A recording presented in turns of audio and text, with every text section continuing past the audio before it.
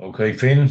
Okay, well, comrades, you're all welcome once again to this meeting of WIN. The topic tonight, as you would expect, is the war that's taking place between Israel and the US on the one side and Iran on the other side. And each day that passes, more and more countries have been dragged into the conflict. Trump, yesterday, I think it was yesterday, he gave 2 days to Iran to open up the Straits of Hormuz, or he would bomb the oil facilities to oblivion. Now, Trump doesn't normally keep his word, but on this occasion, it's a real threat, and he wants to walk away with some kind of victory he can show to his supporters in America.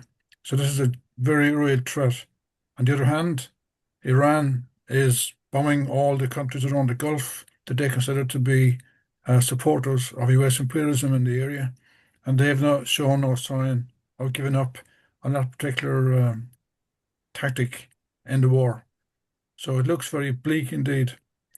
In addition to all of that, then, the Israeli government under Netanyahu is using this opportunity to expand its borders and its influence, more specifically into Lebanon and around Beirut. And they're now about to take a lot of territory in the south of the Lebanon as what they call security for their own state, but really it's an expansion. And the horrors that have been inflicted on the people in Beirut is exactly what happened in Gaza. It's genocide. It's uncontrolled aggression against the civilian population, and all the facilities which people need in terms of health are all being destroyed in Lebanon, just as happened in Gaza. Now, with these introductory remarks, and bearing in mind the immense dangers that the world is now facing with regard to this particular conflict, we're fortunate to have two very experienced speakers. We have Matthew, who has a long history of activism in the British labour movement and a socialist and a supporter of WIN. We also have Aman, who's he's an Iranian socialist activist with a lot of experience and a lot of involvement also with WIN. And Aman has spoken at meetings previously of this group. So it gives me a lot of satisfaction to introduce our two speakers. I'm not sure, Matthew and Aman, have you agreed amongst yourselves who wants to go first? I don't mind. I mean, if I think Aman wants to Matthew speak goes about first. Iran first, I can speak about the rest of it. Um, So, that's fine. okay, so our first speaker is Aman, and then he'll be followed with Matthew. If the comrades can hold their contributions to perhaps 15 minutes each, that will give us a half an hour introduction.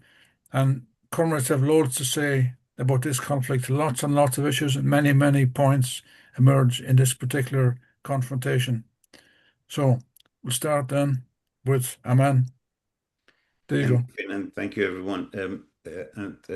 I think, as Finn said, you're already in touch with the recent news and the happenings, if you like, in the last um, 24 to 48 hours. The changes which are there, I think, partially has to be taken, like everything else, with a pinch of salt. As we're going through this, we notice one thing, that the level of propaganda is the level of disinformation and censorship, which is around especially the official media, makes it very difficult to know exactly what happens at every second of this conflict, if you like. But there are certain things which are known. The way that the whole thing was portrayed in terms of, oh, everything comes up and finishes in 24 hours, 48 hours, has shown to be totally wrong and miscalculation or misjudgment, depending on how they actually like to portray it. Two, the idea that the changes in a country like Iran of 93 million, with the sophistication in terms of the structure of the society and the spread of the whole geography and the hatred of the Islamic Republic, was not to be taken as a joke. And I think there was a lot of misunderstanding, or if you like, miscalculation again, of assuming that people in Iran, because they want to get rid of the Islamic Republic, they're happy to actually go from one side to the other, falling out of a small pothole to a big well, if you like, and that was not going to happen. The level of bombardment, the destruction that has taken place inside Iran is devastation in many places. They're talking about 3 million displaced. The numbers are totally arbitrary. There seems to be a lot more in many places. The number of hospitals, the Islamic Republic says around 25 hospitals. People know it's a lot more. The devastation inside the country is such a way that a lot of normal work has stopped.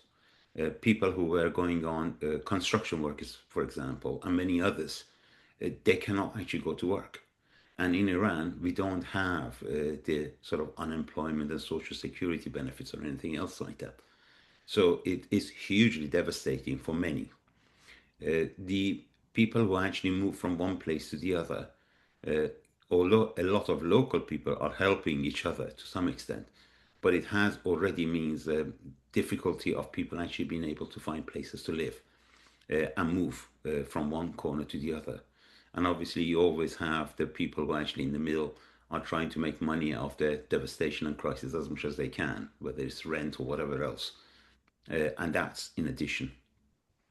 Life has, in many parts, has stopped as we knew it before, in terms of, as I said, income and outgoings. The Islamic Republic has announced that they would increase salaries, basic salary or basic pay. It's still not enough. They have increased it, but it's nowhere near what is norm and nowhere near what it actually costs today. The huge increase in the everyday needs is gone through the roof. So there is devastation in everywhere. The number of people who have been told who have died because of the bombing and war, they say around 1,400. But this does not include the number of missing. This does not include the number of people who have lost their life because of heart attacks and whatever else of problems that people have had all over around them. The number of people with disabilities who have not been able to get the help they needed. The actual number is much more and huge amount of devastation. On the other hand, you also have the barrage of bombardments that the Islamic Republic does. This is also not small in number. There is huge amount of devastation in the area. Qatar has already announced that they have had to stop or have to bear something like 17% drop. And that means 17% of just the gas. And that on its own would mean 20% of the supply of the gas to Europe is going to be halted for the next 4 to 5 years. So that would mean huge amount of increases everywhere.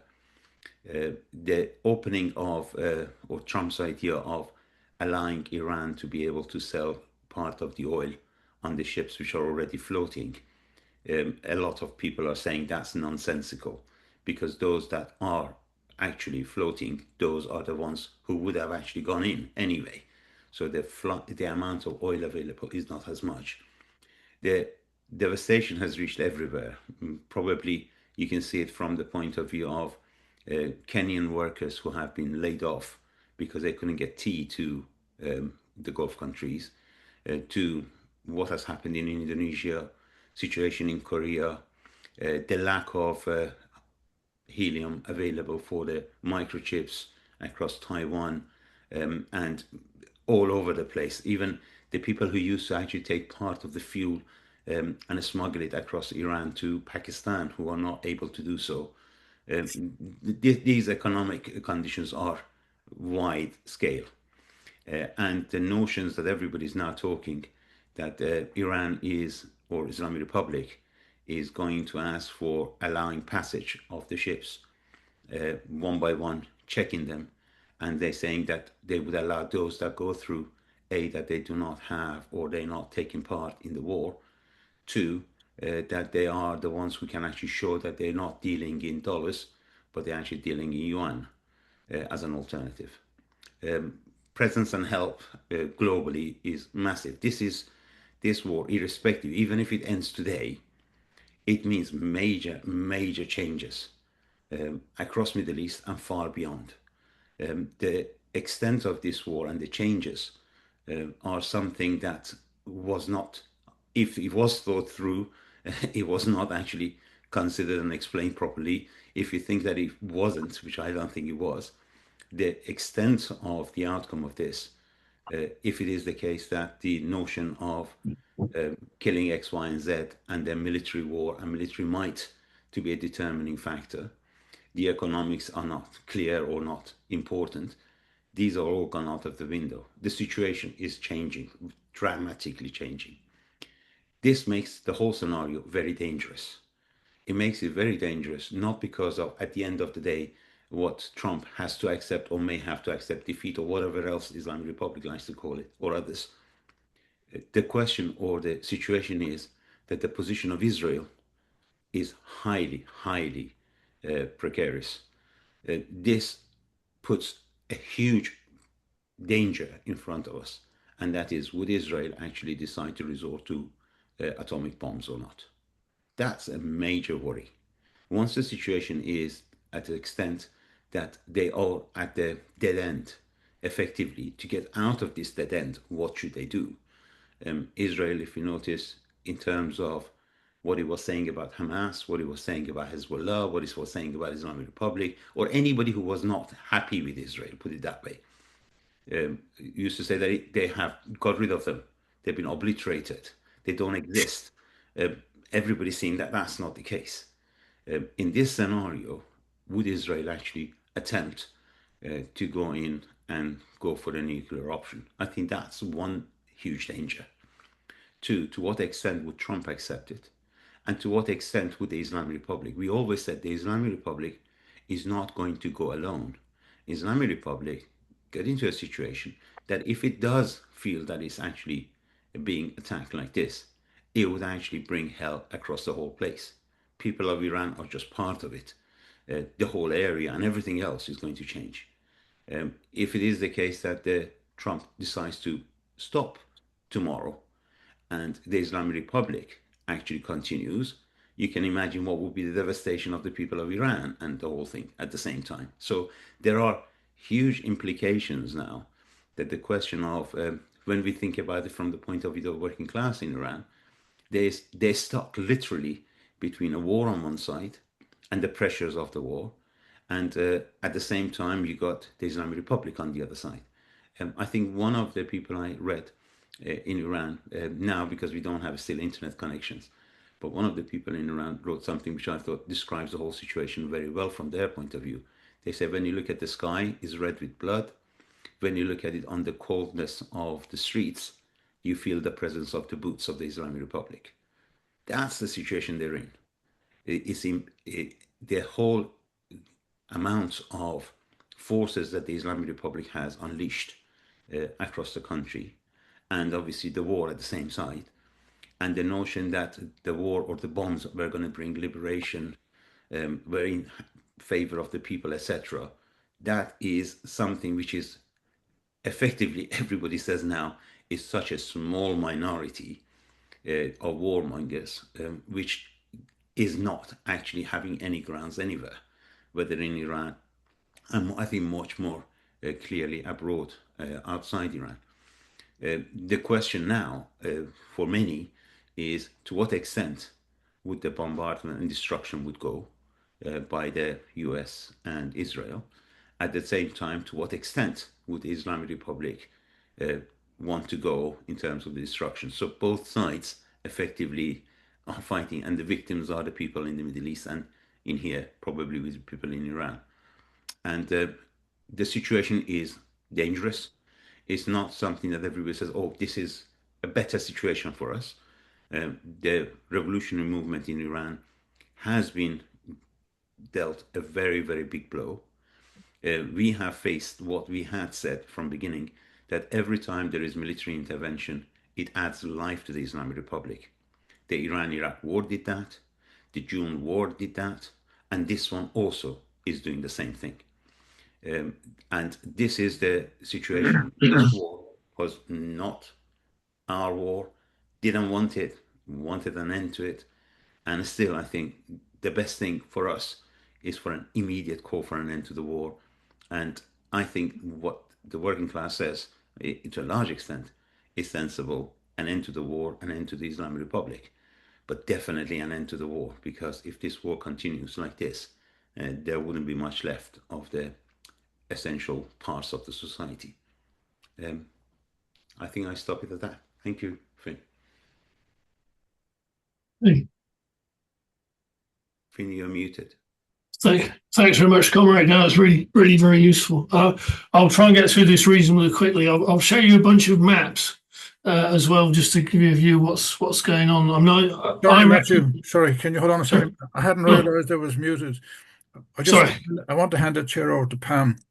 They asked me to meet Pam before you arrived, and I said that as soon as you came, you could take over the chairing. Sorry, Matthew, for interrupting you there, but I was muted. So, Pam, if you would take over the chair. So, Aman has spoken for 15 minutes or thereabouts, and Matthew is the second speaker. So, Pam is now the chair. Sorry, Matthew, go ahead. Okay, no problem. No, what I was going to do is I'll show you a bunch of maps just to give you a view of what's actually going on. I think that the problem with it is to try and also to draw out, obviously, the politics. And we can talk about the sort of kinetics of war, what gets hit, and all the rest of it. It's actually to draw out also critically the politics.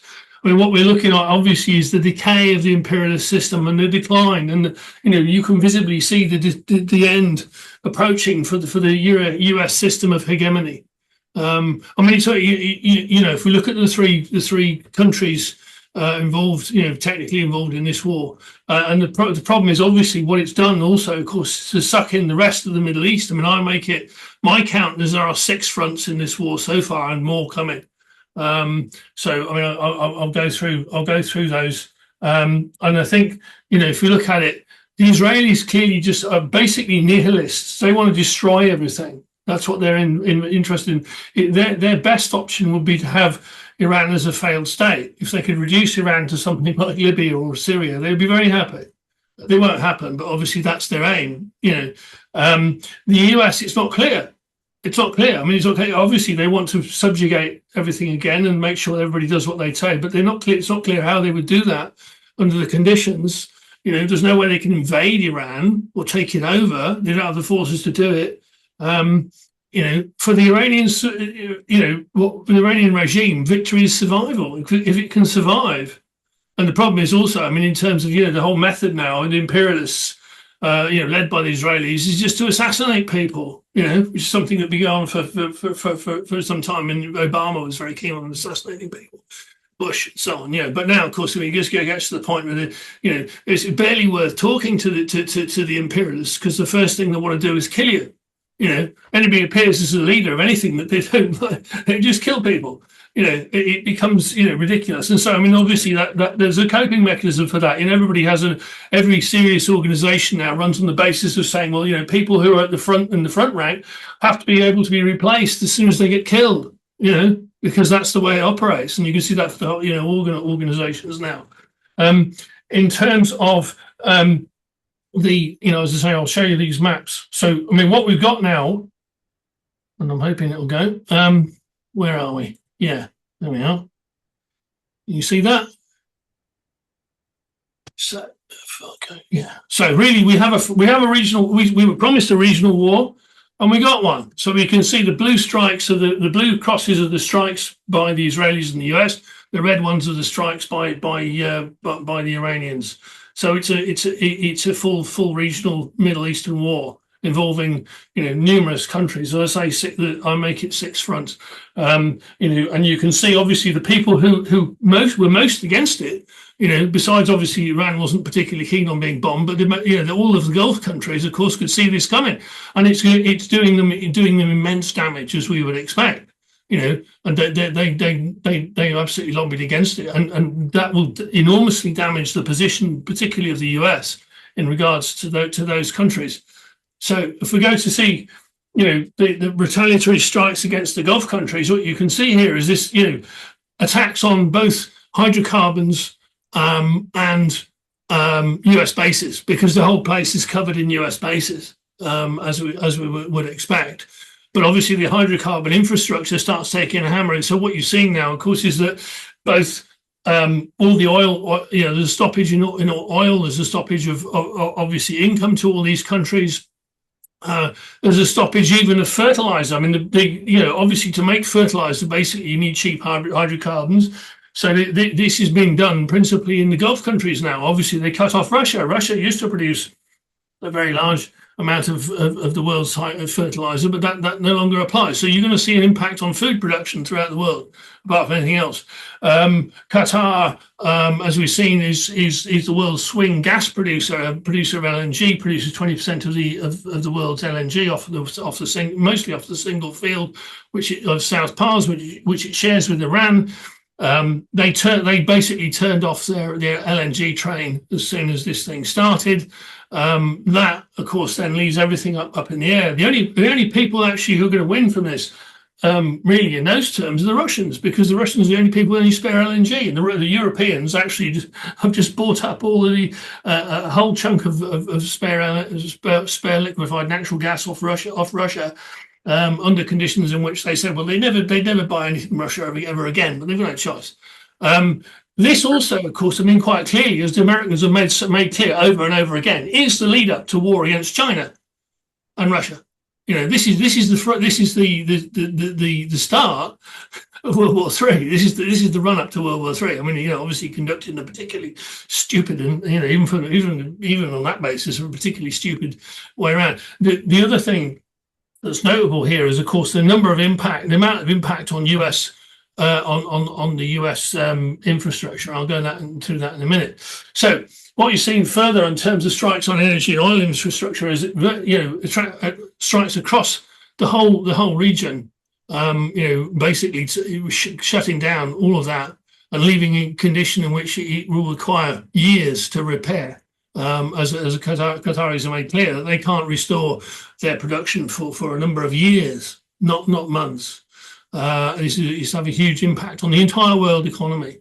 And of course, the other thing, of course, is, as I've shown in the first map, is you will see the Saudi refinery on the Red Sea, which is their alternative. The only thing they've got in a term that's free of going through the Straits of Hormuz has been hit also, although only once. And obviously the Saudis they complained bitterly about this, but they've kept it functioning. And there's a stream of tankers going out of the Red Sea on the Saudi side as they attempt to hold up some production. What you also see, of course, is this scatter of US bases, of course, across the whole Middle East. And these have all been hit, or virtually all of them have been hit one way or another. And even, of course, as we've seen, there's a strike on the UK base in Cyprus, although that was actually the illegal US facility on that base. Apparently, these spy planes part of Akrotiri. But what they've actually done, of course, is to hit particularly the US radar system, which is central to the whole air defense system. So they had a series of, I think, 7 or 8 major radar stations, and all of those have been taken out. They cost between $300 million and $500 million each, apart from the one in Al Udeid in Qatar, which is a full ground emplacement thing, not on wheels, and costs over $1 billion.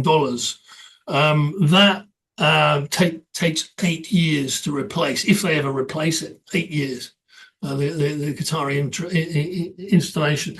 So the problem, you can see this thing hitting across the entire region in terms of, and the question will then be, under those conditions, do the countries of the Middle East still want to be allied to America? Do they still want to have US bases present after this is all over? That's a live question. That's the first 3 fronts. So you look at Iran, you look at the Gulf countries, you're looking at the impact on the world economy, which is considerable. It's huge. I mean, and this will go through the whole lot. The other point you would make, actually, of course, this is actually a war of aggression in legal terms, even in bourgeois legal terms. This is a war of aggression. This is one of the main charges that was made at the Nuremberg trials against the Nazis, and all of these people should be in the dock for it. Really, if you were serious, they would be in the dock, and that includes people like Keir Starmer in the UK, who was apparently informed 17 days in advance that this was going to be happening. So some reports have said, And of course, the whole movement of all that material that went through, for months, everybody knew this was coming. So the fourth front is is Iraq. So we're seeing this, the blue dots are the attacks from the US and Israel, and particularly the Israelis in Iraq.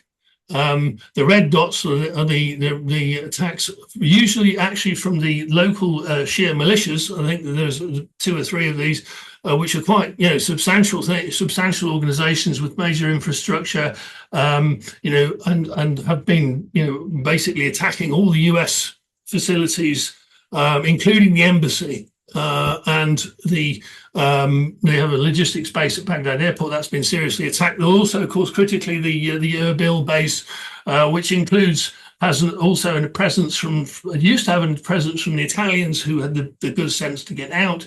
The French, who are complaining that one of their guys was killed. The British are in Erbil also, but the Americans, are in serious problems in those terms. So the whole Iraq is exploding as well. So that will be further down the line. The fifth front is Lebanon, and we can see what this is a basic map. The colours show you the degree of strikes that have been occurred from the Israelis, and the dots are where the Israelis have told people they are supposed to leave. Under conditions in which, obviously the Israelis always had a major aspiration, essentially, to occupy the south end of Lebanon. They've tried several times. They did so between 82 and 2000. They were thrown out. They've invaded Lebanon, I think, 5 times since 1980. This is including this one. So they've made, after the ceasefire in 2024, they had maintained 5 bases across the southern end of Lebanon, which were in breach of the ceasefire. And of course, they had no interest in the ceasefire, so they carried on attacking Lebanon at a rate. I think they were counted as having many thousands of breaches of the ceasefire. Right? They just weren't interested. In those terms, then they're talking about trying to expel. About 1 million, I think there's about 1 million refugees now in Lebanon as a result of this. They're talking about clearing, a big chunk of South Beirut, all of southern Lebanon, as they said, applying Gaza to Lebanon, i.e., flattening the place, destroying everything. Of course, the problem being, of course, is Lebanon is a relatively mountainous country. There are only certain ways into it. They've been on them all. They've been hit on them all. The only defense organization of Lebanon actually has is Hezbollah. The Lebanese army, as people may know, is paid by Washington. At least 50% of the money for the Lebanese army is paid by Washington. So when the Israelis announced it was going to they were going to invade the Lebanese army, promptly pulled back off the border and moved themselves from South Lebanon on the grounds that didn't want to be in conflict with the Israelis.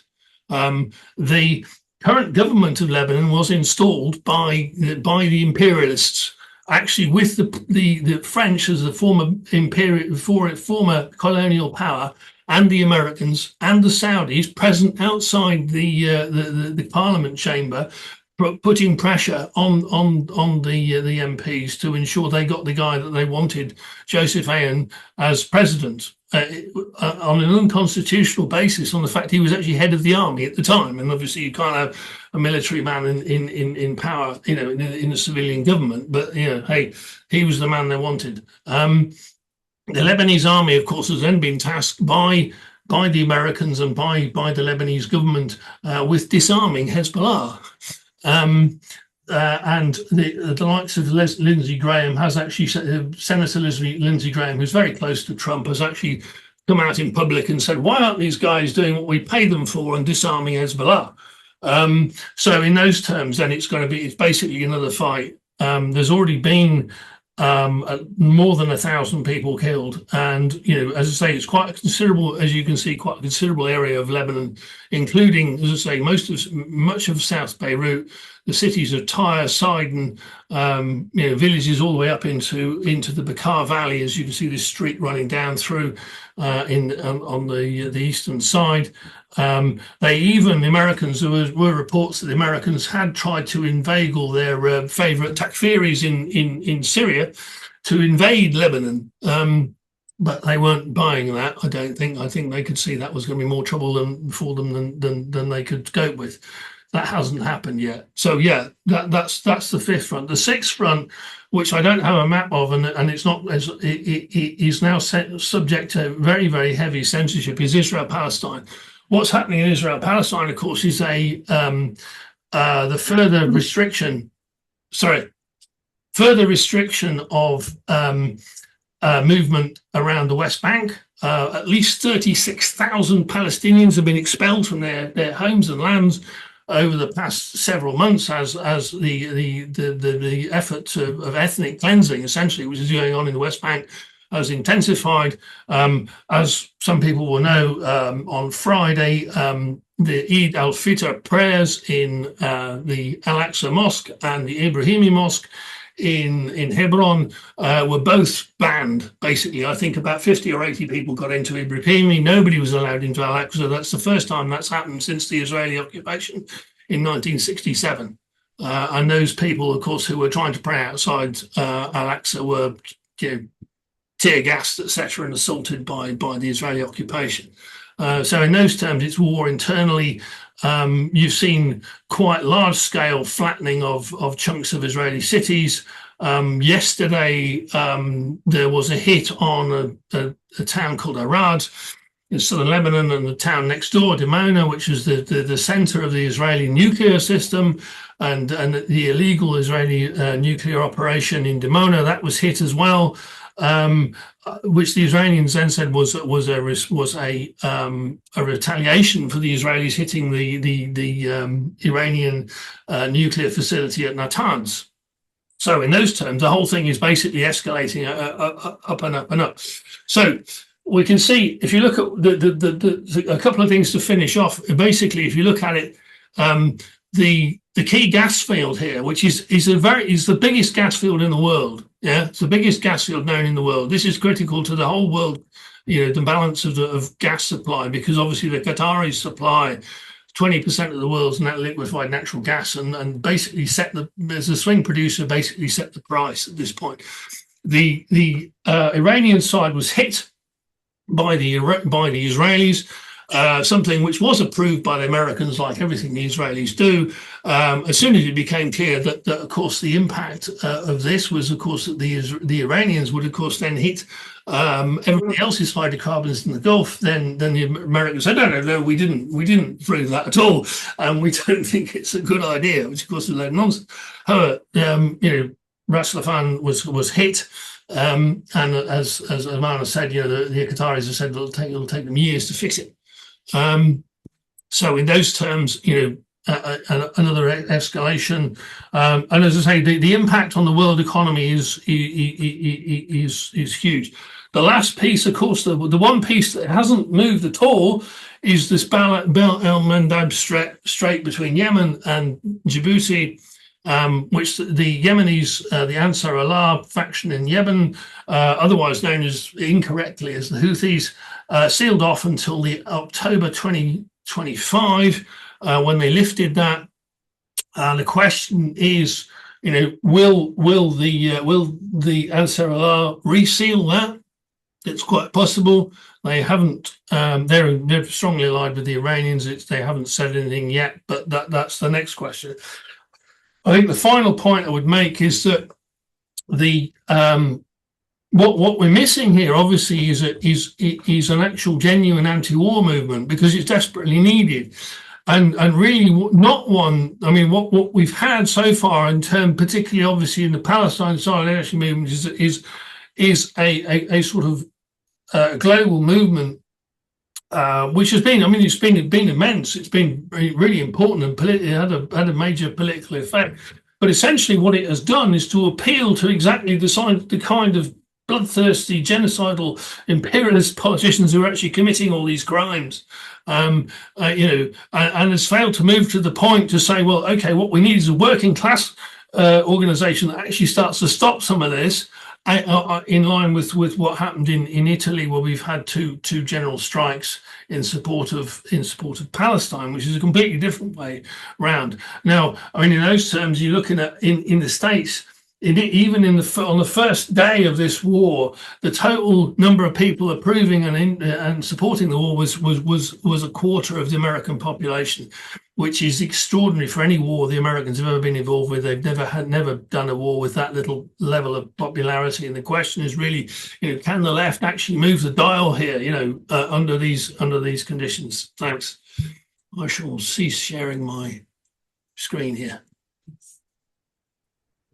Thanks for that, Aman and Matthew. Who would like to come in? Ed. You need to unmute yourself, Ed. You're muted. Okay. You're muted. That's okay now. It's just a question. I think Matthew said, and I can sense it is entirely plausible. This is a lead up to a US war against China. But what I'm struggling to understand is if the US is gonna have a war with China, and that's been in the offing for probably the last 10 years or so. How does it work? Why would you start with a war in the Middle East? That's my question. To answer that, Matthew. Well, I mean, in those terms, I mean, yes, I mean the pivot to Asia by Obama was at least 15 years ago, more even. So yeah, in those terms, I mean, it's been in preparation for a long time. The American military has said repeatedly that that's what it's doing. I mean, the thing is, obviously, there's lots of questions like, are you actually capable of prosecuting? What's been pointed out by this event, of course, is the American military actually capable of prosecuting a war of that scale? And the answer appears to be no. But hey, they might try in any case.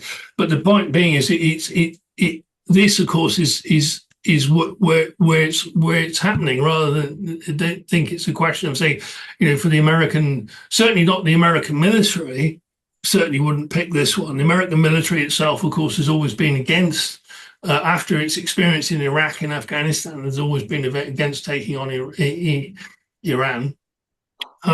But of course, what we're looking at is a situation where the Trump crew have removed most of those people who understand what's going on. Most of the analysts and the people running the likes of the Pentagon or the State Department, or even parts of the CIA have been sacked or silenced. So we wind up with something that it does, in many senses, as you say, comrade, makes no bloody sense at all, even from their own point of view. Okay, thank you. Themos?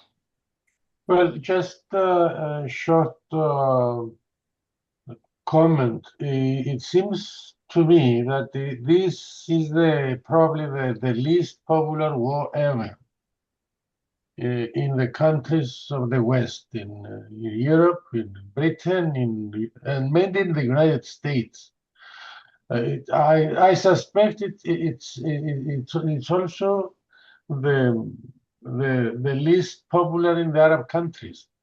But at the same time, we have everywhere, nearly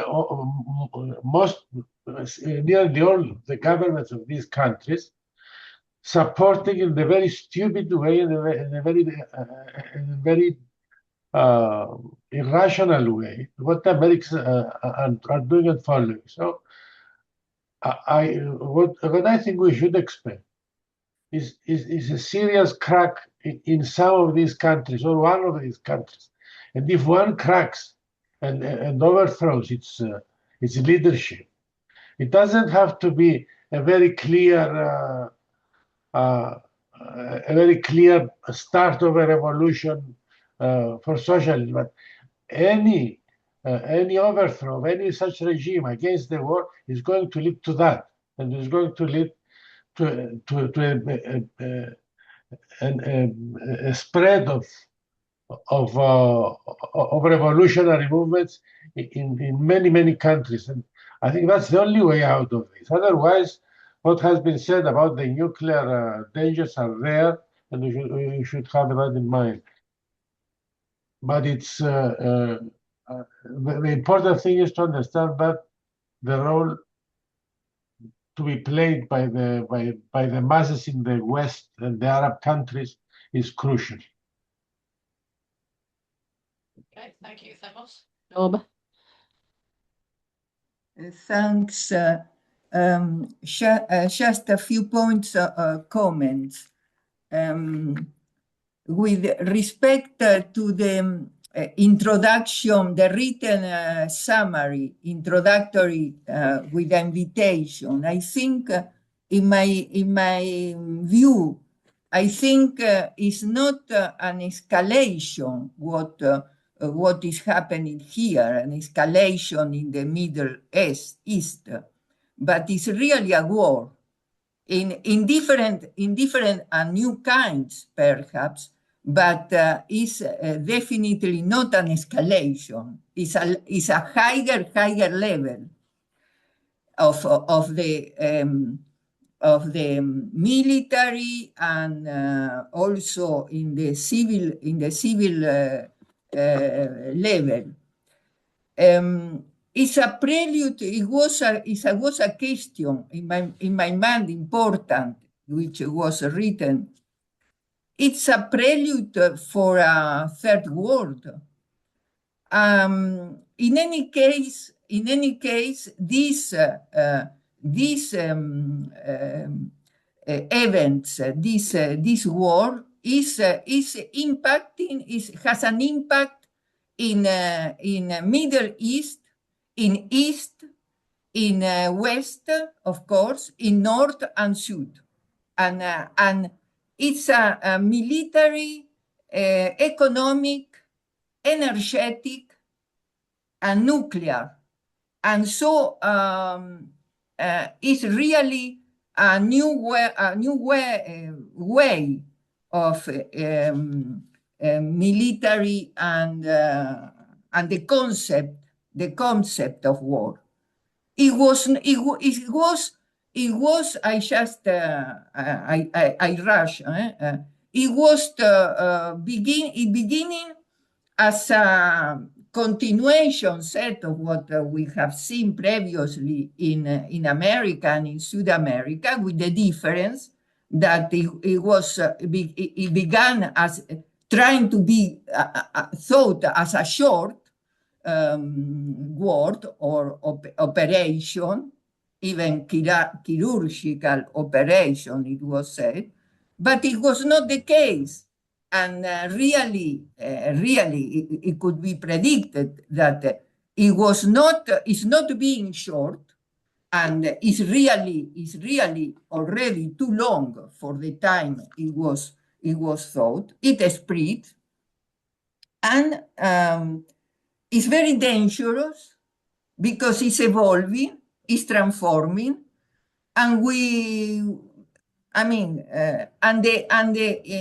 the case of Iranian people, the working class, and what is the people who were resisting or suffering the theocracy, and we already here previously discussed about, and now they are suffering the war.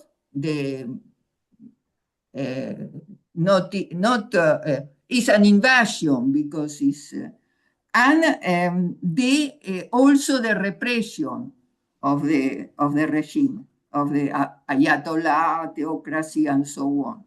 So in this situation, it appears very unpredictable. There is not a clear prediction if the war is not stopped, it could be the better to stop. Not but an anti-war movement, perhaps, but it's better will be stopped from the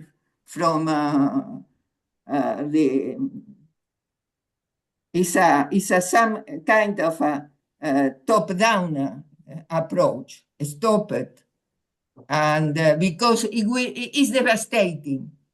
And last, what is doing Europe? What is doing international organization and Europe? The action is now. It's not whiting, because whiting goes to worse situation. Thank you very much. Thank you, Nova. Roger. Right, comrades. First of all, congratulations to Matthew and Aman. I think they've given us a really excellent introduction to the discussion, and I mean, it was absolutely one of the best, I think, explorations and detailed analyses that we've heard for a long time, and it's shone a light through the fog. I think Ed has put his finger on the exact crucial question. What is the point? Why have they done this? How has this helped the Americans in their preparations for a future war with China, which is the long-term strategic objective? And I think the answer is absolutely not at all. It's an example, a very graphic illustration of the fact that strategy is no longer a consideration in the policies and the politics of the USA.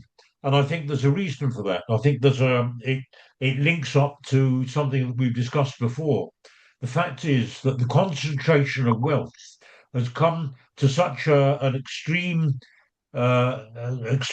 dimension that when there's a handful of billionaires who dominate America and who dominate the world, a shrinking handful of swollen assets on the part of a tiny clique of super billionaires, that as a result of that, they dispensed with all the machinery of strategy, of diplomacy, of any kind of planning, because what has happened is they've dispensed with the state apparatus. They've dispensed really with the bureaucracy built up over generations by the ruling class, and as a result, we now have really Trump and his allies, the Musks and the Bezos and Zuckerberg, that they really control everything, and they see, why do we need strategy? Why do we need diplomacy? Why do we need planning? Why do we need bureaucracy? Why do we need a state? We can just act on our own, just impulsively, and that's what's happened. And you can see that, by the way, in the way that that Trump has actually trampled over the very principles which he claimed to stand for before. For instance, there's the document which is very important of the published by the White House, called National Security Strategy, which actually officially pronounced the end of the so-called American century. I'd just like to quote a few words from that. This is what they had planned. This is only a few months ago that this was their strategic document, if you like. I'll quote: "After the end of the Cold War, American foreign policy elites convinced themselves that permanent American domination of the entire world was in the best interests of our country. The days of the United States propping up the entire world order like Atlas are over."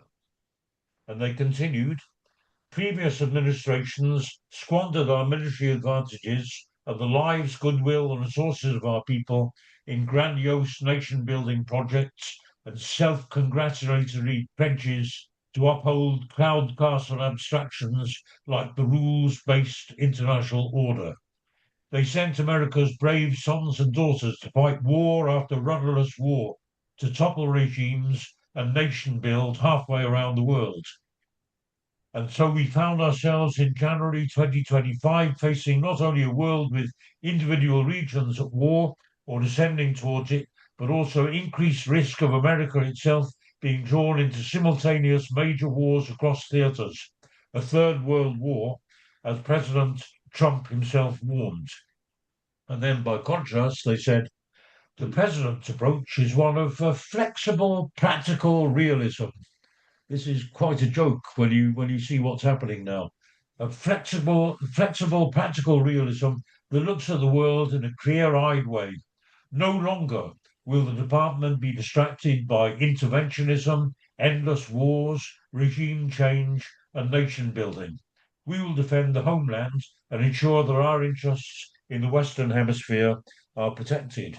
And I think that is, if you like, verbatim a complete admission that there is no strategic objective whatsoever in what has happened, that it's simply on impulse that Trump has done this. I think he believed that he could affect regime change overnight in Iran in the same way that he did in Venezuela, without understanding the complexities of the situation. And what he found is he's been dragged into a war with absolutely catastrophic implications, as Matthew has illustrated, and without any strategy, without any objective, without any hint of a clue as to how to get out of it. And it's really summed up by the brutal message of Trump's Deputy Chief of Staff, Stephen Miller, who said, you can talk all you want about international niceties and everything else, but we live in a world, in the real world, that is governed by strength, that is governed by force, that is governed by power. These are the iron laws of the world. In other words, they're hitting out, lashing out without any objective, without any strategy, and who knows how they are going to get out of this. Now, what is the implications of this? Apart from the American military getting deeper and deeper into the mire, and the whole diplomacy and strategy and the whole foreign policy being completely torn to shreds by the impulsiveness of Trump. It also means the what are going to be the political implications. There is, as comrades have said, or I think Themos said, it's the most unpopular war probably in history, and certainly in American history. That right from the very beginning, before the casualty, of course, we saw a huge anti-war movement in relation to Vietnam, but that was after tens of thousands of American servicemen were being killed. I think 55,000 in the end were killed in the Vietnam War, and the fact that it was that there was a draft system, so that American youth were faced with being conscripted and sent to their deaths or to crippling effects by participation in the war. And as a result, there was a huge anti-war movement by the end. But at the beginning, it took years before the Vietnam War engendered the kind of opposition and resistance that we saw there. And even well, the Iraq War was didn't really. There was some opposition, but it didn't come to anything like the dimensions of Vietnam. But now we see here at the very start of the war, as Themos said, I think he said a quarter of the population are supporting the war. There is opposition, and what does that mean? Now there is no political opposition in America. That's the big thing. Again, as Matthew said, the one thing that is missing is any kind of coherent working class response to the war, whether in America or in Britain or around the world, to what's going on. So therefore, how is that going to happen? The Democrats are making fine speeches, or sometimes not even fine speeches, but there's no movement to try to call Trump to account, let alone to impeach him or to remove him from office. But what is going to happen? The midterm elections are coming, and the question is, I think it seems almost impossible that Trump, even with all the electoral fiddling and that is going on, nevertheless, it seems to me impossible that Trump could win, or the Republicans could win the midterm elections. And in that situation, we cannot rule out the possibility, which Trump himself has hinted at, of somehow calling off, cancelling the midterm elections. And I think if that happens, then we might see the beginning of a real mass opposition. Not only would the Democrats, in the interest of their own careers, begin to at least spearhead something, but also there would be a mass movement of the population. Already we saw the so-called No Kings demonstrations, which brought 7 million Americans onto the streets in cities all around, cities and even small towns all around the USA. And I think then we could see the beginning of a real opposition. I think I'll leave it there. Thanks, comrades. Okay. Yeah, comrades, I want to raise a few points, and they're not all connected in a coherent kind of a single argument. But first of all, in relation to China and the involvement, Venezuelan oil was going to China, and China was relying on oil from Venezuela, and that would have been in Trump's thinking to getting rid of the regime there. China also relies on Iran for oil, so there is a connection between the Chinese seeking oil and the war that's evolving, and that's worth bearing in mind. Another issue I want to bring up is this thing about nuclear war. We sometimes describe it as a threat without fully going into what it actually means. The bomb that was dropped on Hiroshima had 15,000 kilotons of TNT, the equivalent in terms of power. There are now 12,000 nuclear bombs amongst all the various forces that have nuclear weapons, and some of these are 80 times more powerful than a bomb that landed on Hiroshima. And a nuclear outbreak in the Middle East wouldn't just be confined there. There's a lot of flashpoints in the world for nuclear power as a threat. India, Pakistan, the China-Taiwan issue, obviously the Middle East, Russia and the Baltics. There are a number of countries where nuclear weaponry is an issue. Now I have a couple of questions I want to direct them at Aman in particular. The opposition to the theocratic regime, is that still strong? Is it growing? Are the Iranian people disillusioned with the way in which Khomeini's successor is pretending that the population is fully behind him, organizing mass protests and flag waving exhibitions and stuff?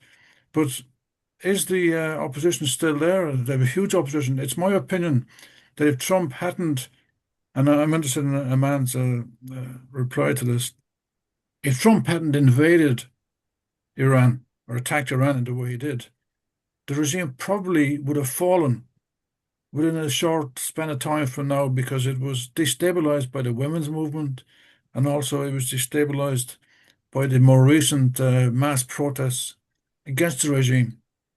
Now, the war that America has waged would probably have weakened that, but I'm interested in Iman's opinion as to what extent is that the case? Is there still that mass opposition? Now, a question about the anti-war. There is a need, as Roger and Matthew and others have explained, for an anti-war movement and a ceasefire. Number one is ceasefire. I mean, an anti-war movement would direct its propaganda at all those who are conducting war. And that would mean that the Americans would cease their attacks, so would the Iranians cease theirs, so would Hezbollah, or any other group that's involved in military activity would cease their military activity in order to enable a true movement, progressive movement against the war to evolve. So we need to be critical of those who think, such as Hezbollah, that by lobbing a few missiles into Israel, that somehow they will defeat Israel militarily. The defeat of the policy of Netanyahu won't be achieved by military means, it'll be achieved by a mass movement within Israel, but also across the globe. Now, like I said at the beginning, these are not part of a coherent argument, they're largely questions. And the final point is in relation to Trump and his support in America. He's got a few acolytes, like Hexpert. Hexpert thinks he's an extra in a cowboy film. He thinks he's John Wayne, and he talks all that language, but that does get an echo. The administration have issued videos of war films and planes and attack in order to influence particularly younger male people in the States. It is an issue. Caroline Levitt, she thinks she's Cat Ballou or Annie Oakley or one of these other characters from Western. They're all going through this kind of fantasy, but nonetheless, we can be critical of them as individuals in the way that I am. But it does reflect there's a right-wing movement in America which likes this and responds to this kind of stuff. And that's what Trump is aiming his propaganda at, trying to collect a kind of right-wing response. And he's desperately looking for some kind of victory in Iran, some kind of thing he can show. You see, I told you. And one of the things that indicates this to me is his attack on the European leaders in particular, that they won't support him militarily in the Strait of Hormuz. That's preparing the ground so he can say, these guys wouldn't support me. When America looked for support, the reason we're in the situation we're in is because of Europe. And I think what he's doing in criticizing NATO and Europe in that way is preparing the ground for some kind of an interim settlement or interim withdrawal. And then he can blame the European powers and NATO for that. Now, I'll leave it there, but these are largely questions. I'd like to hear other comrades' opinions on these questions. Thanks. If we take the next two comrades, and then perhaps Aman would like to respond to some of that. Harry. Yeah, comrades, thank you. I mean, leaving aside the global implications for a moment, this full-scale regional war is going to have enormous political and economic consequences for the Gulf states. I mean, if you look at even Saudi Arabia, Qatar, Oman, they allowed the American bases to be set up in their country, and the oil and so on going to America, financed in the petrodollar. Now, for them, the condition was that America would protect them against any attack from Iran and so on. That has failed. America has been unable to protect them. And the implications now for those regimes, which I think will be very unstable as this goes on from within their own people, is effectively that America has betrayed them. And what are they now going to do? Are they going to allow the American bases to remain, or are they going to effectively come to their senses and throw America out of the region? The American strategy now in Iran, they have completely given up on regime change. That is now over. The aim now is to destroy the Iranian state. The thousands of residential homes, Matthew and I think Oman both mentioned about the attacks on the hospitals. It is to destroy the state as quickly as effectively as possible. Now, to me, I think the ball very much remains with Iran, because despite all the propaganda that they've destroyed the Iranian naval fleet, which is tiny, doesn't hardly exist at all, their air force, again, tiny. Iran has got thousands of supersonic missiles. They're based on the east of the country. And those missiles they're holding back on. Those are the ones that can, if they unleash them, will change the entire map of the Middle East. Now, Iran has clearly stated what happened. The attack on the South Towers gas fields, and they've responded in the area by attacking the Ras Laffan. Iran has made it absolutely clear, if that South Pers gas is destroyed, that effectively destroys the Iranian state. That is the economic power base completely wiped out. They have threatened that they will destroy everything, oil fields in the entire Gulf, and they have the capacity to do that. That is how the crunch could come effectively with the Iranian response. Iran can't destroy that. So at the moment, there's absolutely no end in sight to this. The European leaders, their propaganda condemning Iran, not a single word of condemnation, not a single word, by the way, of opposition to try to get America and Israel to stop this, the European leaders. And despite the enormous economic consequences, as one economist put it, it's unseen in anything in history if this materializes. The consequences of that Middle Eastern oil that supplies will have repercussions in every country in the world. I mean, here in Ireland, our home heating oil's just doubled. This is the beginning of the thing. There's still plenty of oil that America's unleashed and so on. It's just the beginning. But I think that the central thing here is China and Russia, but particularly China. China needs that oil. And the question, I think, is how long, if any, is China going to hold back? Because if China does not get this oil and does not intervene, at the moment, we don't exactly know what they're doing. But if China intervenes and effectively goes with Iran, this could again spill over into a massive global, effectively conflict. And I think that's maybe the danger now in the consequences. The eyes are on China, because China is going to be hit by this enormously if they lose their gas and oil reserves in the region. Going back to the region, I mean, the likes of Hezbollah, they're fighting for their political life. The attacks, looks like Israel may well invade southern Lebanon, which I hope they do, because they're going to be absolutely annihilated if they do. They haven't got an army that's anything like Hezbollah, but Hezbollah is fighting for its life. If Iran falls, Hezbollah falls, it will be wiped out off the map.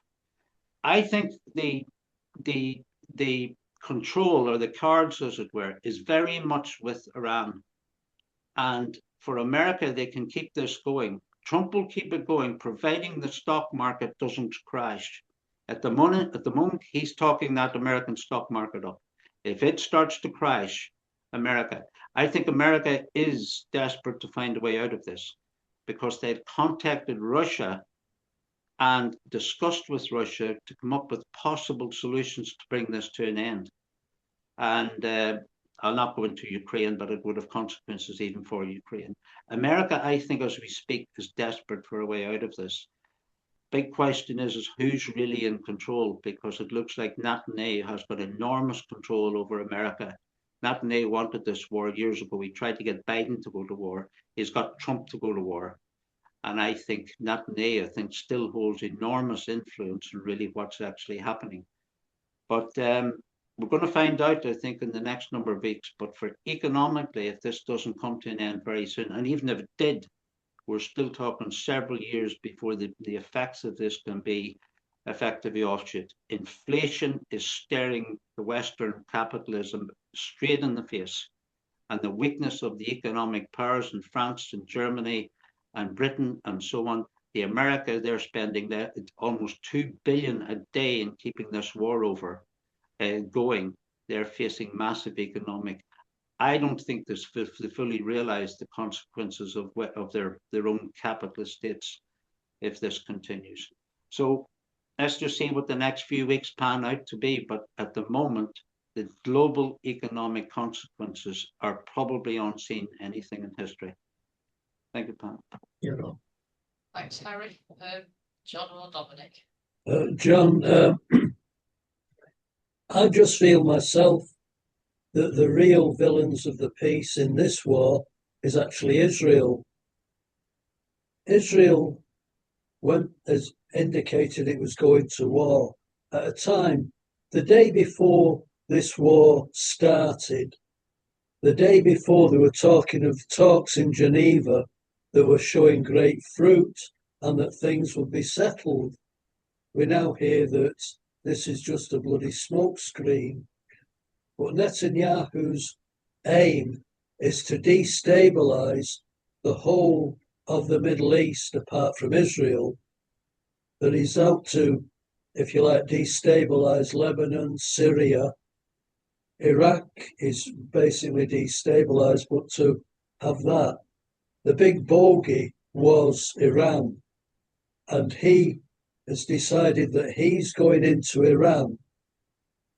The day that they went in, one of the leading Americans, I think it was Steve Rubio, who's one of Trump's inner circle, said on the telly that the Americans went in because Israel was going in and they didn't want to leave Israel alone because they never knew what would happen. And Israel went in to basically kill off its main adversary, Iran. And Netanyahu, has carried that out. This past week, Trump's advisor on counter-terrorism resigned because he said quite openly, and it's been reported on the news, that Israel basically dragged America into the war because as far as America was concerned, there were certain conditions of going to war. One, you had to be in immediate and visible, under threat from your adversary. And he said America was not in any way, shape or form, being threatened by Iran. So therefore that was up the wall. And also he said that the major thing was the fact that there was a huge Jewish lobby in America that Trump was paying attention to, and that from that point of view, he could no longer remain part of an administration that basically was going into an illegal war. Now, as far as Israel's concerned, the talk of this gas field has been the big kicker off. But about a week ago, Israel bombed a huge oil refinery in Tehran, and the Americans expressed great surprise at that, and also, if you like, a bit of disappointment in it. Because as far as Trump and the Americans are concerned, or the Americans around him are concerned, they're into the deal, i.e., they want to make money out of Iran if and when the present regime falls. And the last thing they want is to go into a huge country like Iran that'll be based on a Gaza mentality where everything is bombed to hell. But the thing is that there'll be huge militias because at the present time, the Iranian, whatever it is, the Republican Guard, they reckon there's about 1 million people in various police, army, and paramilitary organizations, all equipped to the teeth with automatic, semi-automatic weapons. And they will be ruling it, and it will be an absolute nightmare for the people of Iran if the Israelis have their way. So from that point of view, I think Trump, and I think, well, it says on the news, the left of the left wing in America and the right of the right wing in America have one thing in common, that the whole thing has been orchestrated by Israel for Israel's narrow ends. They're not interested in a two-state solution in Palestine.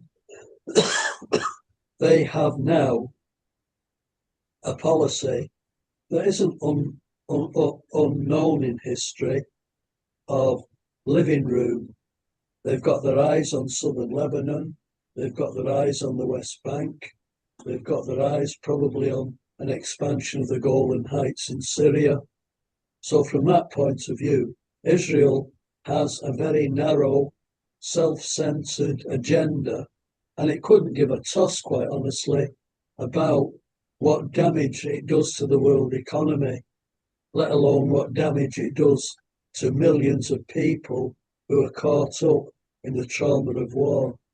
And again, I just feel myself that you had Netanyahu on the television today going through some village in southern Israel, bemoaning the fact of just look at it, what they would do to us if they could. And he's in a village where something like 80 or 90 people were injured in an attack, and not condoning any attacks on Israel.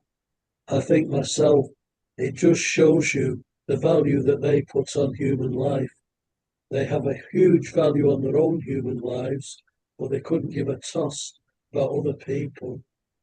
And what has surprised me in this war, in the first week, you would have thought Iran would have been throwing everything apart from the kitchen sink at Israel and the Gulf states. In fact, there was very little damage done. It's only been in the last 3 or 4 days that rockets have got through to Israel. And again, what the Iranians have said, or it was quoted today, although one doesn't know what the power structure in Iran is, that, all right, America has threatened to destroy all the energy, the power stations.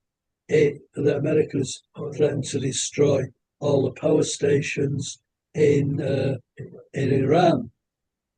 The Iranian person quoted today says, all right, you do that, and we'll destroy all your desalination projects on the other side of the Gulf. Now, oil is a major issue in this war, but something like 80, 90% and even more food going into the Middle East, i.e. Saudi Arabia, Kuwait, the UAE, Bahrain, etc., is coming from abroad.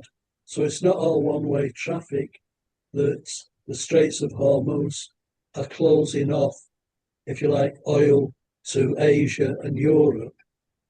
It's also closing off food going into the Arab states. Well, I'll leave it at that, comrades. Okay, thanks, John. Right, so more hands up at the moment. So, Aman, do you want to reply to some of those questions, and then also after that, if Matthew wants to respond to anything? Sure. I think everybody actually made a contribution to the main points. Let me just go through the questions, which I thought probably is worthwhile answering as well, in addition to the talk that everybody else has done. One was with regard to the question that Finn had about the actual protest movement in Iran. The protest movement was gathering pace. The events which happened pre to this war and the crackdown that the Islamic Republic had afterwards was a major attack to hold it back. And what we have seen is this war is literally was gift from heaven, if you like, in from one sense of the pushing back the protest movement in Iran. And it was, to a large extent, part of the intentions and objectives of Israel as well, that had said that they want to have their own scenario in Iran rather than what could happen within Iran. At the moment with the war, that protest movement is literally being suppressed. The reason is because as the bombs are falling on your head, it's very difficult to actually say, oh, we want to have higher pay. And what happens to our extra income? What happens to our healthcare? What happens to our education? These are all being pushed back at the moment because of literally the war which is taking place. So it has been a setback for the revolutionary movement within Iran. These things, in terms of the things that our Islamic Republic are doing, bringing people onto the street or bringing their support, to some extent, is not new in Iran. The Islamic Republic, out of the 93, does have support. I mean, even if you talk about 5% of 93 million population, then you can still see some numbers. So the Islamic Republic does have muscle, and it can bring some people into the streets. The majority from what we know, is not necessarily the people who are on the streets. The majority is the one who are actually saying no to war. That's the big majority at the moment in Iran. There was a minority who were thinking that because of the situation they had, and there was huge propaganda that there is no way that you can get anywhere unless somebody comes and militarily intervene. That everybody's saying that is becoming such a narrow margin of the society, that is not really any major driver. So there is that movement, but at the moment, the war is pushing that movement back. And the Islamic Republic does its utmost to benefit from the current condition to push back that protest movement. That's the situation we have with it now. We had the same scenario even after the 12-day war, immediately after, and the devastation was nowhere near what we have today. After that, the Islamic Republic tried to actually manage and push everybody out in terms of the opposition to the protest movement. But it didn't last very long. It didn't last any more than 2 weeks. And then the protest movement started again. So we need a breathing ground before we see that movement coming out again. At the moment, it's very hard. And I mean it's very hard, because they have got the streets. And things that the Islamic Republic could not do, the same as checkpoints that Israel has left, right, and center across all Israel. Islamic Republic was not able to have anything like that in the streets. Because of the war, it has now. So it has actually gained ground from that point of view. But until the war carries on, I think the protest movement in Iran doesn't have sufficient space to come out. It depends how long the war goes on, etc. But I think there are a couple of other points which I'd like to come back as well. I don't think this is a question of World War III. I don't think China is going to go direct war with USA, nor is Russia have any intention of going direct war with USA. I don't think that is at the moment on the agenda. The point on the agenda, I think, to a large extent, is situations that are being faced. I'm not just talking from the general view, but I'm talking about what is the bourgeois view on this. The question is, to what extent, given the economic pressure that has happened, the pressure that has happened in terms of choke points of the movements of the goods and energy, and I think energy is only one part, oil is only one part of it, helium and many other things are still major parts of this. The question is, to what extent would the US accept that the pressure economically and politically is sufficient for it to actually choose between continuation of the support for Israel and Israel's agenda, or to stop it and stand against it? That's one question. If the US decides to actually take back and stop in terms of not following the policy that it's doing at the moment and accept a setback, then in that case, the position of Israel become immensely different in the Middle East. That is one danger, I said, why the nuclear issue could be on the agenda of Israel. The nuclear issue is not on the agenda of China, it's not on the agenda of Britain, it's not on the agenda of France, it's not on the agenda of Russia, it's not on the agenda of anybody. Israel, in desperation, that is the danger. That's one thing. And some are saying that Israel wants to come into the league of the superpowers, i.e. expression that we have got nuclear power. This is not just a case of what would it do to the region.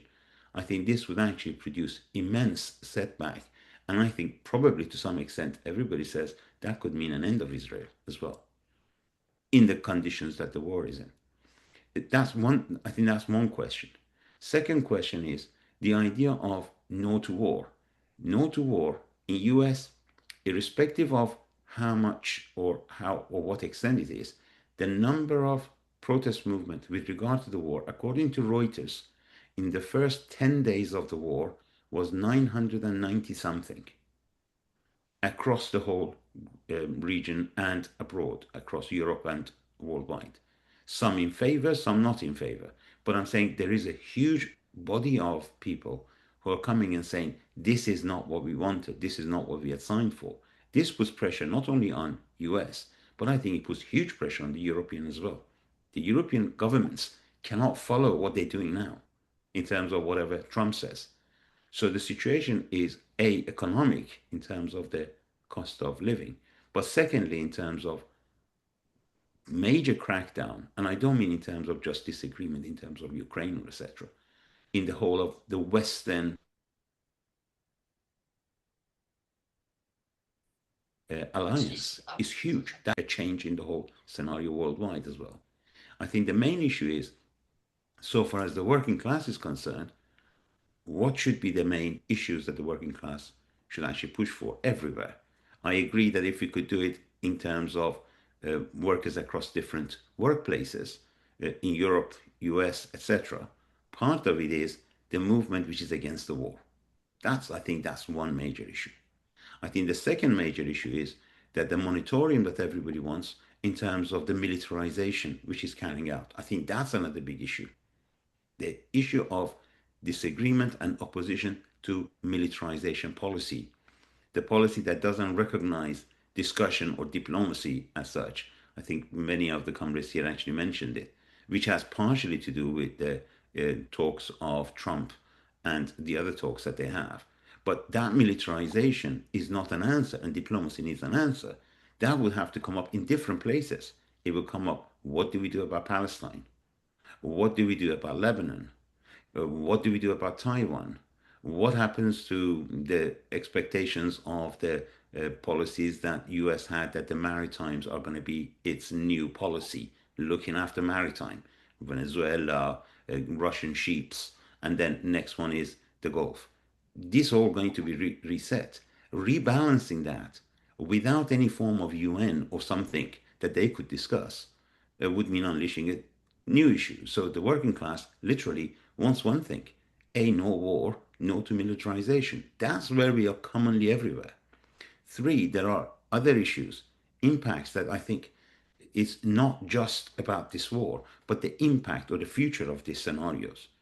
What happens with regard to the points of military conscription, which is actually being forced across Europe as well right now? Opposition to that is growing. There is protest about what happens in terms of the victimization. In this case, the victim is NATO and Russia, victim were Ukraine. Now his victim is people in Iran. Tomorrow, between Trump and Europe, the victims are the people of Europe. This is something which is major. It has huge setback for people who are saying, we don't want this. Nobody signed up for this. Nobody expected in Europe to actually live worse and worse and worse off. And at the end, for a new European army, for the Russian scarism or whatever.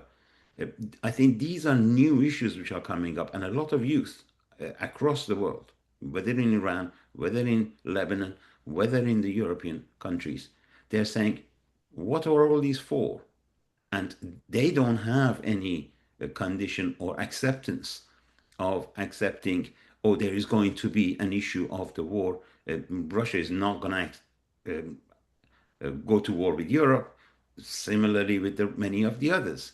So this idea of militarization and against militarization is spreading like anything. I was in the several marches and demonstrations, and the number of young people that you see in there that are against the war, are against militarization, against conscription, asking for having a say of what the policies are, that I think to partially you would see that even some of the if you like, part of, I think, the left in the power, in the position across many of the European countries are going to say, well, we need the parliament to decide, or we need the Congress to decide on the war. This is a reflection of the amount of protests within the society that's saying, we are not asking for wars, we are not setting up wars, we want to have a say of how the country runs. And I think these are big issues, and these are what I'm looking as hopeful to, that there are pressures, that there are changes, and it's not up to the ruling bodies to just make the decision. This is the pressure from below that we see some of the reflection, at least among some of the politicians everywhere, because the pressure from beneath is growing like anything. We see it in Germany now, the protest movement that was hushed in Berlin against the attacks and genocide of Israel and Palestine, now is going to say no war to Iran, and then it's also spreading with no to conscription. We're seeing it there. We're seeing it in partially in France. We're seeing it in UK.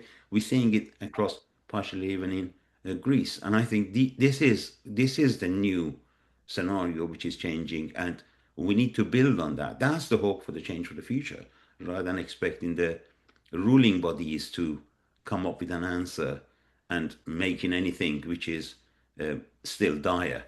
And I think that's what we have to look for, and that's where the hope of the change will come in from below, in terms of the societies that we live in.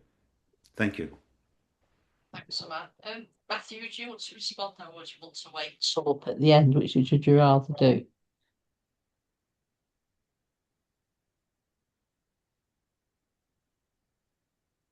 Yeah, Matthew. Have you heard me, Matthew? Muted. Just while Matt. Oh, right. Mute myself, yeah. Yeah. Can you just answer the question first? Do you want to respond now, or do you want to wait till the end? Well, I want to respond now to a few of the. Okay. Just before Matthew starts, if anybody else wants to speak, can you start putting your hands up now so I can see how many want to come in before we finish? Yes. Okay, thanks. I have not Norma, not yet. It's Matthew next, then it's you. I'm just asking if anybody else wants to speak, could they put their hand up while Matthew's speaking so I know how many more want to come in? Okay, but you're straight after Matthew, Norma. Go on, Matthew. Yeah, okay. I mean, I think I agree with what Aman has said in terms of, the obviously the China and Russia are not aiming for war, but the Americans openly are. That's the problem, and they've been saying it for years. They're going to go to war with China, and the Europeans are now saying, well, openly, we have to prepare for war with Russia. So this is why, you lot are all going to have to die off or get killed off, because obviously we need to have mass armies of who will have mass casualties and the rest of it. In order that we can fight against the Russians and the Chinese, So I mean, obviously that's the program of the capitalist class is death. I think in terms of Nora raised the question of international organisations. I mean, the problem being, of course, obviously these things have always been in thrall to the US. They were set up by the US and in thrall to the US. So they obviously don't want to, and of course they're having their rations cut off as well. So in those terms, and the Europeans the same. I mean, the Europeans are obviously intimidated by the US, always have been, in private. And the point was that the US usually, until we arrive at Trump and the absolute sort of outbreak of naked barbarism, has always done these sort of intimidation methods and so on in private. But Trump just does it anyway in public and starts threatening people. And obviously the Americans do that. In any case, I think the other thing is, in terms of the US military, of course, is that what the Americans are trying to do is to use the US military in order to try and compensate for its economic decline as a method. Use a hammer. Because obviously you don't, under conditions in which the Americans actually American manufacturing is now less than half of Chinese manufacturing. They're trying to compensate for that by military means, and this is another facet of that. The problem they've got, of course, is that actually the lack of manufacturing ability actually starts to hit the military as well. I mean, apart from the fact that obviously they rely on rare earth minerals, all of which are actually refined by the Chinese. Nobody else has the capacity to do it. Plus, of course, the fact that now, essentially, the Americans are ripped off by their own defence suppliers. I mean, it's been estimated. I think that obviously the cost and so on of Russian and Chinese manufacturing for weapons manufacturers is far better, because obviously they don't suffer the same sort of profit rip off by the contractors. And what's been revealed by this, and also, of course, the previous thing, of course, is Americans just don't manufacture stuff. Some of these key interceptor missiles, they manufacture at the rate of hundreds per year, and you can fire those at ridiculous rate, as we've seen, and of course they just run out. And you've got a position where say the Gulf countries have been desperately saying to Americans, look, you need to sell us more of these, and Americans just turn, we haven't got them. The same thing is true for the Israelis. They just haven't got them to sell. So I mean, this is why the Israelis have been hammered so recently, of course, is because they've run out in large part they've run out of interceptors. So in those terms, you're also looking at this thing when they're saying $2 billion a day or near on, and that's just in munitions. That's just in munitions that they've fired off. Never mind all the other costs, the cost of the platforms, the aircraft, ships, et cetera, on top of that, and the people. I mean, it's going to come out much greater than that. And it just shows you how ridiculous. Again, the point is how ridiculous this whole thing is. They're constantly telling us everywhere you go, there's no money. You can't have public services, but yet you can have these ridiculous wars at immense cost, and the potential annihilation of humanity itself. And that's obviously their priority. That's the point. I think that the other thing, of course, is to say the degree of censorship that's going on. I mean, if you look at it, I think there is clearly cooperation between China and Iran and Russia and Iran in terms of things like air defense and in terms of targeting. The Chinese and the Russians have allowed or given the Iranians targeting information and intelligence information. I don't think there's any question of that. And also, of course, in terms of, as I say, some air defense has also been supplied. But what's happened then, of course, is they've censored. Say for instance, if you look at there's a company called Planet Labs, and I think it's in California, which publishes satellite information, so you get satellite images.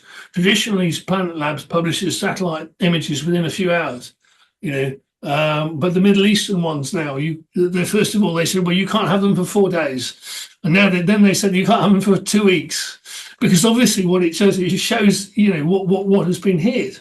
The Iranians perfectly well know what's been hit because they're getting it anyway. What they're trying to do is censor any kind of journalism and show the rest of the world what's been hit. The same in Israel. I mean, what's happening, of course, is you can't even people are not even allowed to film Israeli cities anymore. Because A, it shows the damage, and B, it might show their interceptor sites. So they just say, well, you're not allowed to broadcast any of those images. And at the same time, you are seeing large numbers, as happened in the 12-day war, numbers of Israelis fleeing the country.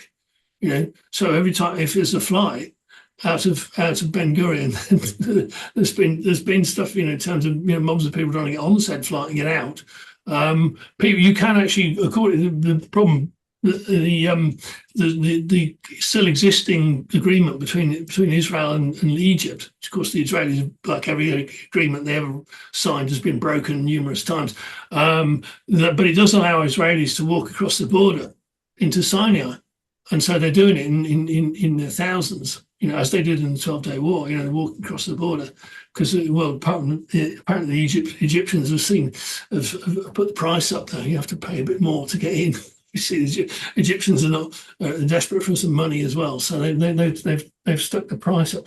I think that in terms of, if you look at, Netanyahu has openly said, the point being, Netanyahu has openly said, and has put up on, you can go watch him in the likes of the UN, saying we want greater Israel, which encompasses, chunks of Egypt, Syria, Jordan, Lebanon, basically, big swathe of the Middle East, and they said that they've openly said that that's what they're after. Now, obviously, they can't do that, and obviously the thing is on its last legs.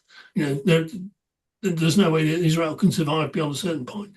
But it's a question of what it does in the point of its decline and collapse. How much it's very, very dangerous. To the whole world, as we know, because the problem is they do have nuclear weapons and they are crazy enough to use them. Thanks, Matthew. Bring you back in shortly. Norma, did you want to come back in now, Norma? Yes. You thank heard you. Me right. Okay. Thank you, Pam. Very shortly, I agree with Aman when saying that, of course, China, nor China, nor Russia are interested in introducing themselves in this military war, of course, but they are geopolitically the allies of Iran, or Iran is ally of China and Russia too, and China is completely concerned by Hormuz part because of, as you know, the energy, the oil, and not only. So the war, even if you do not one cannot qualify as third world war, is a global because its impact, and of course, it's not on the same levels as previous wars, because you have missiles that across continents and concern many regions and many important geopolitical regions with its allies. So that's why, if you do not want to call third world, but it's a global, have a global impact, and already will have what we have seen till now, a great economic impact on main regions, on the world. The second point is, of course, no war movement or anti-war movement. I think that should be called a stop war movement, a stop war completely at the level of people, at the level of dirigents, and stop war. Working classes or middle classes or people in general are completely devastated in the different levels. But the war, in particular, this one, which is very different from previous one. And third, to Aman, this is a question I formulate in a question mark, or if you would be so kind to confirm what I am thinking, is that the plan to kill the dirigents of Islamic regime, the whatever, the military or the ayatollah, the different hierarchical set, have not stopped the response, because Iran have many military power, and as you have said, and so they could perhaps, continue to kill dirigents, but it will be a response if some said from the top do not agree to really stop this, because the stop war movement will be not so quick, and still so if we continue in this situation, the situation will be worse. Thank you very much. Thanks very much, Norman. Right, we've probably got a few minutes for Aman and Matthew to come back and make any closing comments. Do you wish to do that? Aman, we'll take you first, as you started. Sure, thank you. I think that there are many points that everybody says, and I agree with what was just said about the importance of calling for an end to the war.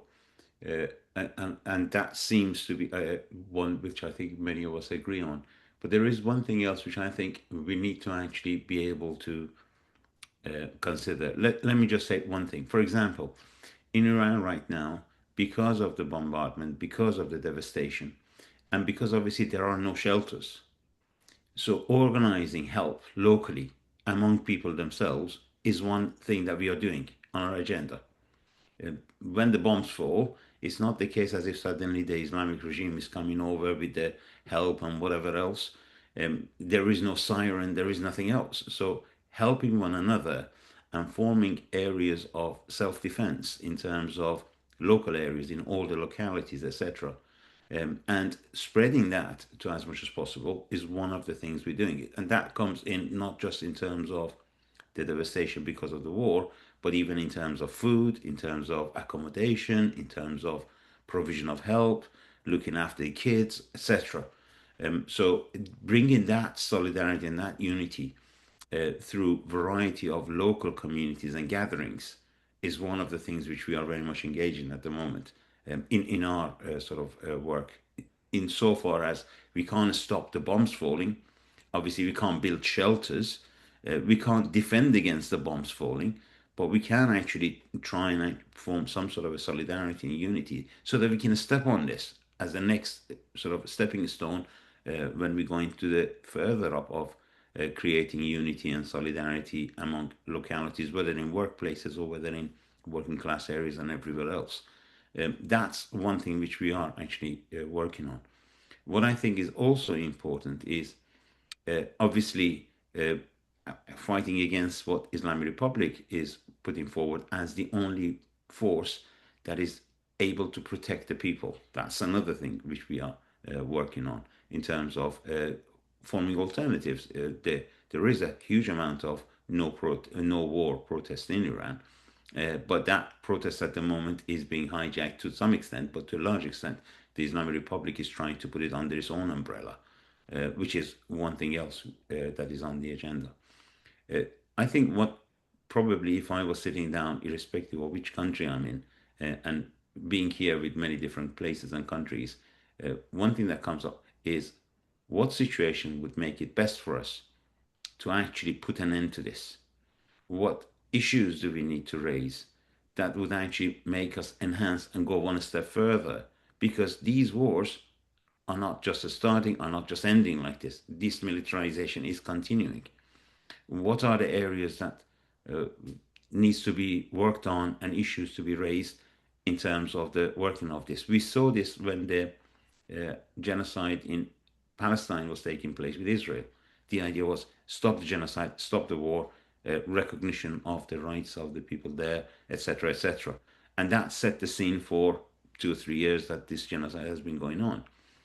Similarly, I think in many places we have to think about, okay, what are the main areas, what are the main issues that we could work on to build? And I think no to war is definitely one of them. An anti-war movement, it's not the case that we don't recognize sometimes we have to go to war. We have been to wars. The question is not this war. This is not ours. And I think one other point, small sort of point I'd like to mention, is that the situation is really, really devastating when it comes to a lot of these Gulf region countries. It's not just the oil, it's not just the military support of USA. The question is, many of these are really there. They're not as such states, if you know what I mean. Very many of them are like companies. The companies that actually have been supported and put up there. That is definitely there. So they have a lot of difficulty in going towards or being seen even to be acting against the Islamic Republic, or being seen to be on the side of, or the duality they create, that if you're not in favor of this war, then you must be on the side of Israel. That has huge impact in the whole region. They are still under huge pressure because of the genocide that took place in Palestine. So the not wanting to go to the war, at the same time, they were, a lot of them, not only providing ammunition and bases for the US, but also they were in a scenario where everybody says that the idea was that finish the Islamic Republic, but at the same time, the other side is Israel. So they are in a huge scenario or difficulty at the moment because of what could happen inside or a lot of these Arab countries. And this is another one. I personally see the scenario escalating further. Houthis may come up in Yemen. Other branches are coming in. I don't know if you heard yesterday that NATO decided to pull out completely from Iraq. NATO forces have come back all the way to Italy, to Naples. They said, we're not going to stay in Iraq anymore. So the point that Iran Islamic Republic is putting forward is no more American bases in the region. This is a big issue. It's a big issue because of not only the military power, but impact in terms of Islamic Republic presenting itself as the savior of the region. And that is one major point in the whole of the Middle East, as since when the Islamic Republic has become a major force for good. And these are the new issues which are coming out. And I think we need to be prepared for these. Thank you. Thank you very much, Aman. You want to make a few brief closing comments, Yeah, Matthew? I think that's right. I mean, the thing in terms of the Arab countries, the problem is going to be obviously it's basically blown a hole in the whole sort of notion that these countries have a safe, low tax, tax evasion type, and operation and so on, and also, of course, the fact that they've sucked in enormous numbers of workers from all over the world, and particularly Africa and South Asia and Indonesia, Philippines, etc., etc. Most of the working class actually in these countries is imported and has very few rights. And it will be hugely impacted by this whole thing, and it destabilizes the whole thing. I mean, not all the countries in which those workers come from and depend on, including like in Nepal or India or wherever else, destabilize all those countries as well. And in terms of what happens next, and it's taken out that model. At the same time, of course, it then goes through, all of these places, looking at, as I say, Iraq, where basically the whole thing become open again. As Aman said, the imperialist countries are being forced out essentially because of the masses are saying we want rid of these people, and they said for years, they said to the Americans for years, the Iraqi parliament has said on a number of occasions, we want you out of the country, and now of course it's a question of, we'll get you out with rockets if we can't get you out by asking, So there's that, and it goes through countries like Jordan. It intensifies the crisis in Palestine. Obviously we've seen Palestinians are again under lockdown in the West Bank, as I said, and again facing more restrictions in Gaza. Where they've restricted the flow of food and so on and so forth into Gaza again. As a means of enacting a price. And it will go through it'll go through Syria and Lebanon and the rest of it. It's going to change the whole place. But then it becomes a question. The question then becomes, what does the working class do in the imperialist countries? In terms of actually fighting against both, offering solidarity and fighting against their own ruling classes. And against wars. Clearly, the ruling class obviously wants global conflict is basically their main program, is to say, well, we will force you to die in and pay for global conflict. And the question is, what alternative do we have, and how do we fight for it? Which has to go beyond the actual movement, has to go beyond asking politicians nicely not to do things, and say, well, we have to actually act and stop them from happening. It's a key question. Thanks. Okay, thanks, Matthew. Right, I think we've reached the end of the discussion. I'd like to thank Matthew and Aman for leading off on this, and also for everybody who contributed to what is an extremely complex situation, and one I think we will return to on a regular basis. So thanks very much to everybody. Right, we're going to Roger now. I think we have a plan for next week, have we? Yes. First of all, congratulations on a really interesting and informative and useful discussion. Next week, we have our comrade Raymond from Paris, who's going to be speaking about the municipal elections that have just taken place in France, which have really amplified the what do you call it, the polarization between left and right, with the emergence of both the National Rally on the right and of Mélenchon's La France Insoumise on the left. and what will the implications of that will have for the coming presidential elections. So hope to see all the comments there. See you next week. Bye. Thank you. Thank you. Bye bye.